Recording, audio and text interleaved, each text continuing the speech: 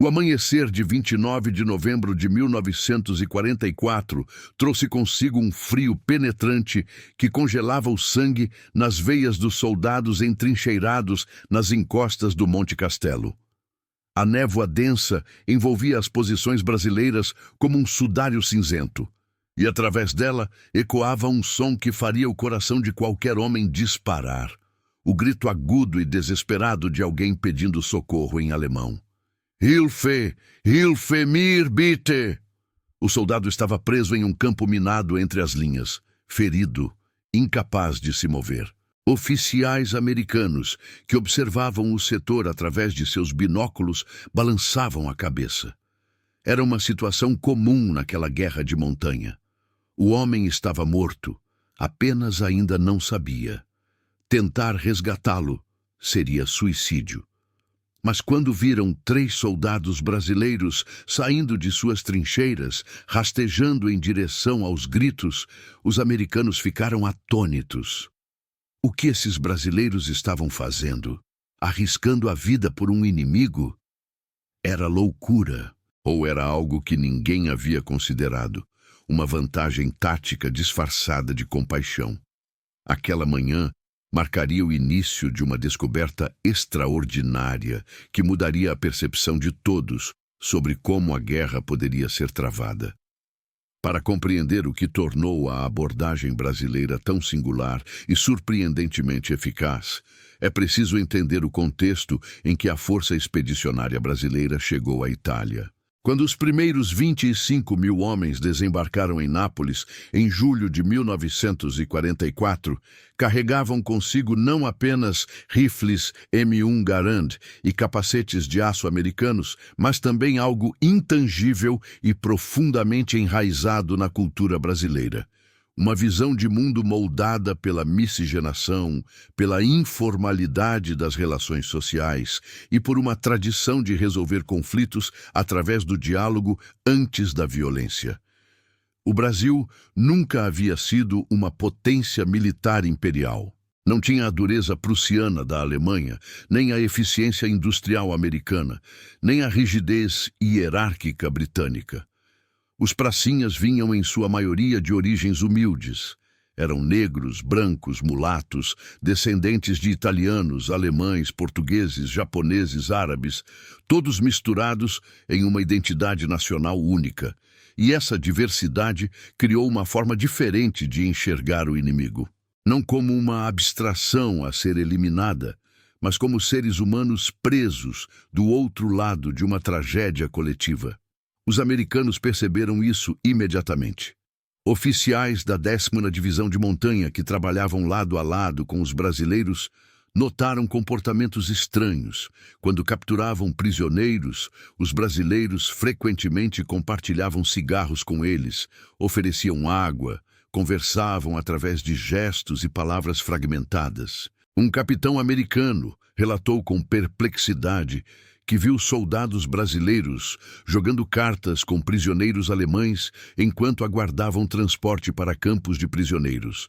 Isso era impensável na doutrina militar americana, que enfatizava distância profissional e desconfiança constante.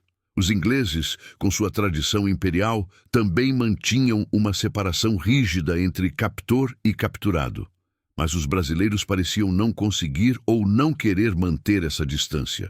Para os comandantes aliados, inicialmente, isso parecia uma fraqueza, uma falta de disciplina, talvez até ingenuidade perigosa. Mas algo curioso começou a acontecer. As taxas de deserção e rendição nas áreas onde a FEB operava eram consistentemente mais altas do que em outros setores.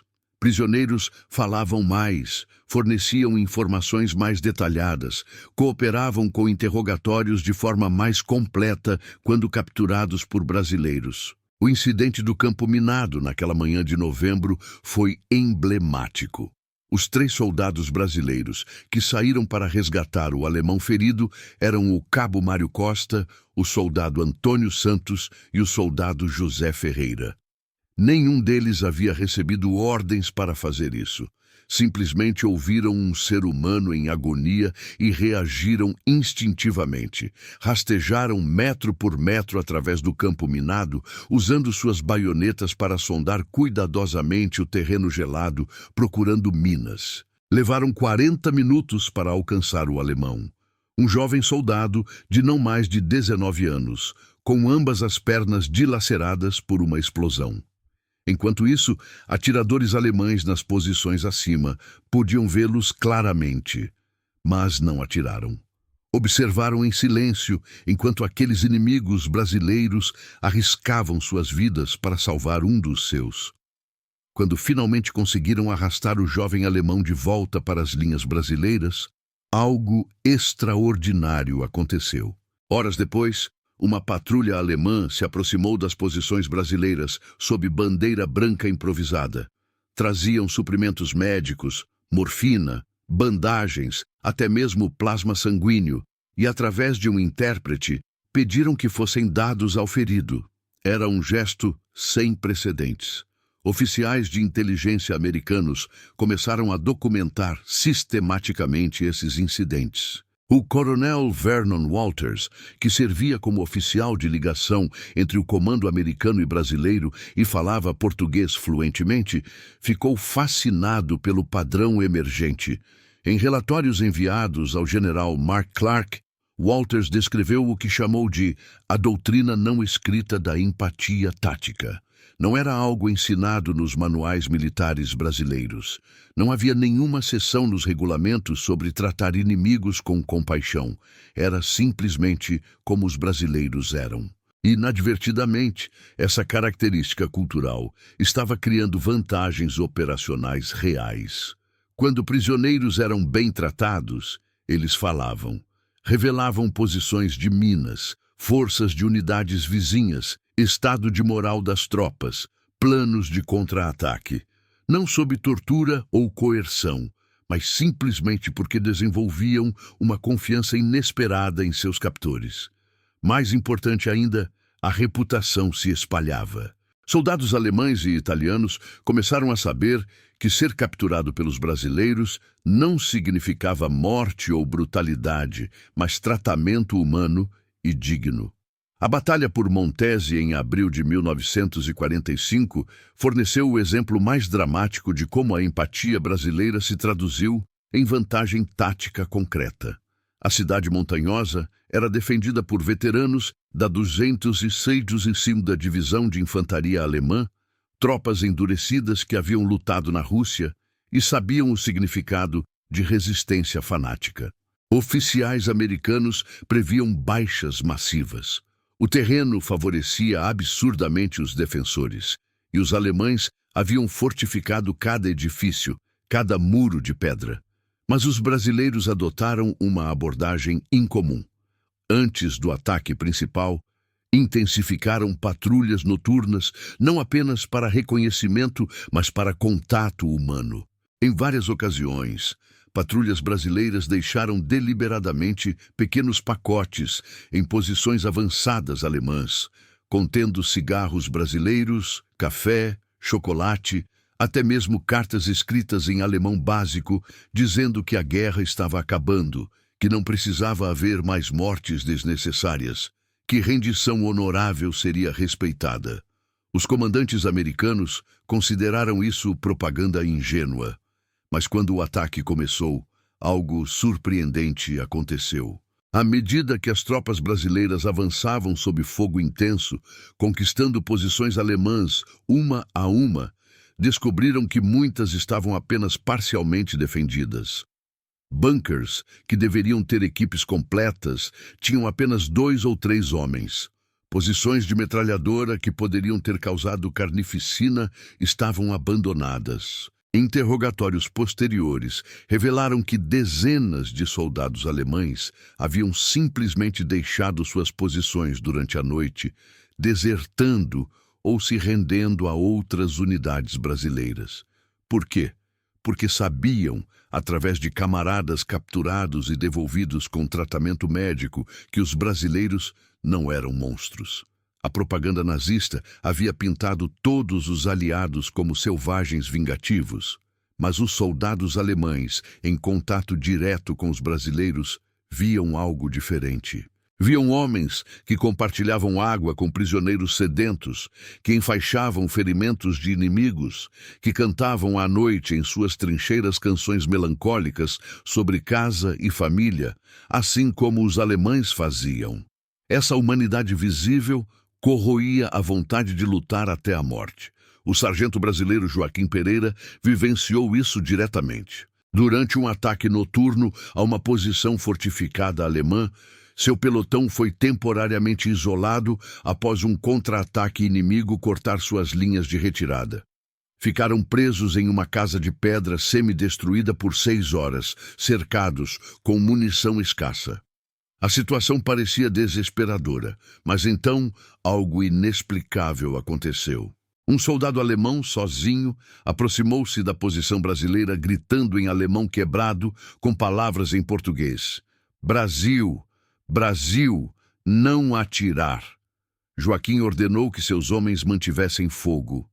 O alemão, arriscando ser morto por seus próprios camaradas ou pelos brasileiros, informou através de gestos e palavras misturadas que havia uma rota de fuga através de um vale lateral que os alemães não estavam cobrindo adequadamente.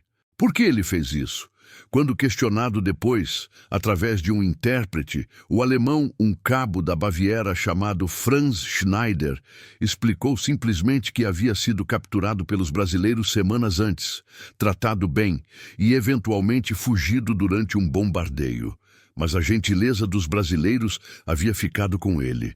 Não conseguia deixá-los morrer em uma armadilha. Esse tipo de incidente se repetiu com frequência suficiente para que analistas militares americanos começassem a estudar sistematicamente o fenômeno. Um relatório classificado produzido em maio de 1945 pela Seção de Inteligência do 5º Exército documentou 53 casos específicos onde a abordagem humanitária brasileira produziu vantagens operacionais mensuráveis. Isso incluía informações de inteligência acionáveis de prisioneiros, deserções facilitadas, rendições em massa evitadas por resistência menos fanática e até mesmo sabotagem limitada por soldados inimigos desiludidos. O relatório concluiu com uma observação notável. A FEB, através de sua cultura militar distintiva, desenvolveu inadvertidamente uma forma de guerra psicológica mais eficaz do que nossos programas formais de propaganda. Eles vencem corações e mentes não através de folhetos ou transmissões de rádio, mas através de ações consistentes que demonstram humanidade em meio à desumanidade da guerra. Mas é crucial entender que essa empatia brasileira não significava fraqueza ou hesitação em combate. Os mesmos soldados que compartilhavam cigarros com prisioneiros lutavam com ferocidade quando necessário. O mesmo Cabo Mário, que arriscou a vida no campo minado, havia dias antes liderado um assalto noturno que eliminou uma posição de morteiros alemães, combate corpo a corpo brutal, onde não houve prisioneiros, porque os alemães lutaram até o último homem. A empatia brasileira era situacional e inteligente. Quando enfrentavam tropas fanáticas da SS ou forças que cometiam atrocidades, os brasileiros respondiam com dureza proporcional. Mas quando lidavam com soldados regulares da Wehrmacht, conscriptos italianos, homens que claramente preferiam estar em casa com suas famílias, os brasileiros ofereciam uma saída honrosa. Essa flexibilidade, essa capacidade de modular a resposta baseada no contexto humano e não apenas na situação tática, era algo que nenhum manual militar ensinava. Era improvisação cultural em seu nível mais sofisticado. Os italianos responderam especialmente bem a essa abordagem. A Itália, em 1944, 1945, estava dilacerada por guerra civil. Italianos lutando ao lado dos alemães contra italianos partidários, aliados aos aliados, famílias divididas, uma nação traumatizada.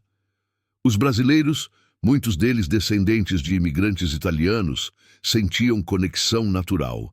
Falavam algumas palavras em italiano aprendidas com avós e pais, reconheciam nomes de lugares e tratavam soldados e civis italianos não como inimigos abstratos, mas como pessoas presas em circunstâncias terríveis. Em várias ocasiões, unidades italianas inteiras se renderam especificamente a forças brasileiras, recusando-se a render a americanos ou ingleses. Um oficial italiano capturado explicou: "Os brasileiros entendem. Eles não nos julgam.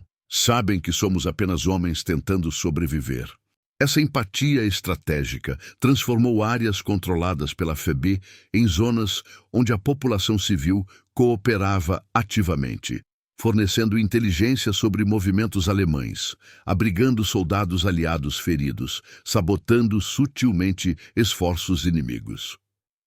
Um dos incidentes mais notáveis envolveu o tenente brasileiro Paulo Mendes e uma pequena vila chamada Gádio Montano. Quando as tropas brasileiras libertaram a vila em fevereiro de 1945, descobriram que os alemães em retirada haviam deixado para trás vários soldados feridos em um porão improvisado como hospital. Não havia médico, apenas uma freira italiana idosa tentando cuidar deles. Mendes poderia simplesmente capturar os feridos e seguir em frente. Mas, em vez disso, designou um dos sanitários brasileiros para permanecer na vila por 3 dias, tratando os feridos alemães até que pudessem ser evacuados adequadamente. Também deixou suprimentos médicos e alimentos. Quando os aldeões viram isso, algo mudou. Nos dias seguintes, civis começaram a aparecer nas linhas brasileiras com informações detalhadas. Campos minados, marcados em mapas desenhados à mão. Posições de snipers alemães, rotas de patrulha. Um velho agricultor até revelou um depósito secreto de munição alemã escondido em seu celeiro. Por quê? Porque os brasileiros haviam demonstrado que valoravam vida humana, até mesmo a vida de seus inimigos, e isso inspirou reciprocidade. O general alemão Friedrich von Senger und Etterling, comandante do 14º Corpo Panzer, que enfrentou os brasileiros, escreveu em suas memórias pós-guerra observações perspicazes sobre a FEB. Ele notou que os brasileiros lutavam com uma combinação desconcertante de tenacidade profissional e humanidade persistente.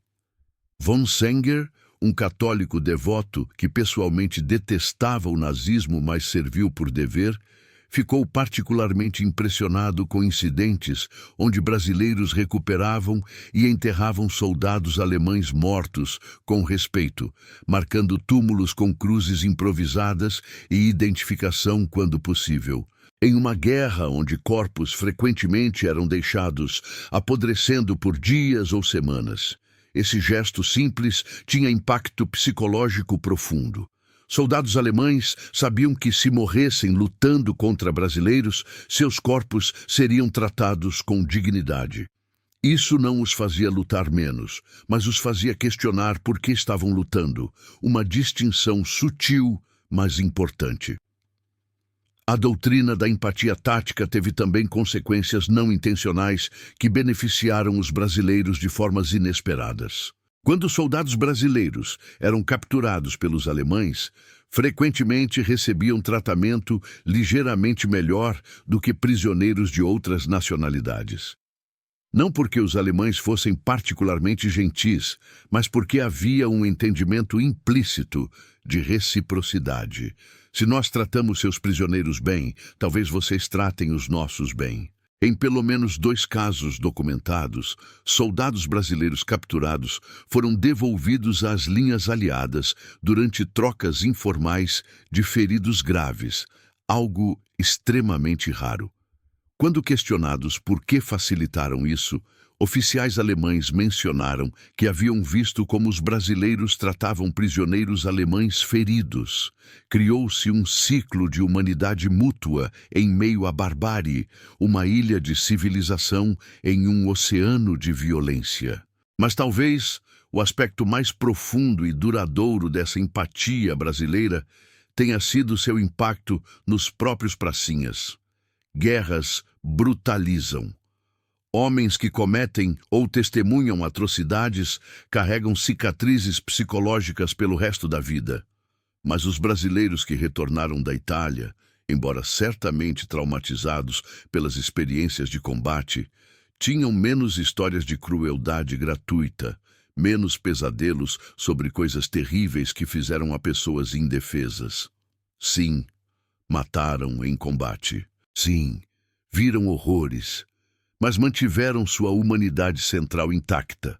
O veterano João Silva, entrevistado nos anos 80, resumiu: lutamos porque tínhamos que lutar, mas nunca esquecemos que do outro lado estavam homens como nós, que também queriam apenas ir para casa.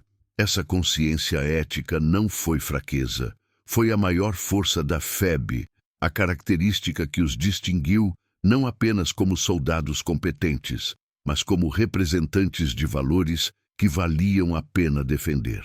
Os americanos aprenderam lições importantes observando os brasileiros. Oficiais mais perspicazes perceberam que a eficácia militar não requer desumanização do inimigo. Pode, de fato, ser aprimorada por uma abordagem mais matizada e humana. Décadas depois, quando o exército americano desenvolveu doutrinas de contra-insurgência, enfatizando conquistar corações e mentes, os princípios básicos ecoavam o que os brasileiros haviam praticado instintivamente na Itália em 1945. A ideia de que tratar civis e até mesmo combatentes inimigos com respeito e dignidade poderia gerar vantagens operacionais não era mais vista como ingenuidade, mas como estratégia sofisticada. Os brasileiros haviam sido pioneiros nisso, sem sequer perceber, simplesmente sendo fiéis à sua cultura e valores. A cobra fumou. O lema da FEB, nascido da frase "é mais fácil uma cobra fumar do que o Brasil entrar na guerra", tornou-se símbolo de algo impossível se tornando real. Mas talvez o verdadeiro milagre não tenha sido apenas que os brasileiros foram à guerra e lutaram bem. Foi que mantiveram sua humanidade essencial intacta, que transformaram características culturais, consideradas inadequadas para combate moderno, em vantagens táticas reais, que provaram que é possível lutar uma guerra justa sem se tornar aquilo contra o qual se luta.